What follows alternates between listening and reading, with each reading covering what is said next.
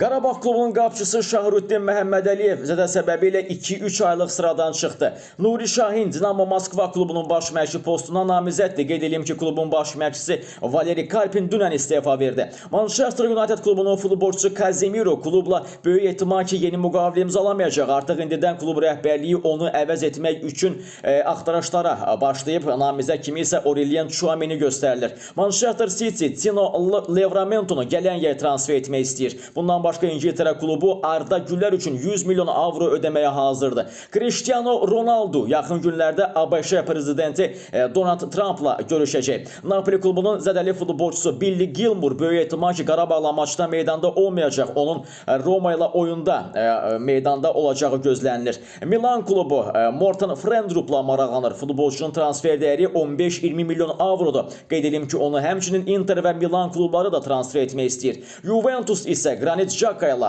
maraqlanmağa başlayıb. Sunderland futbolçusu üçün 20 milyon avro tələb eləyəcək.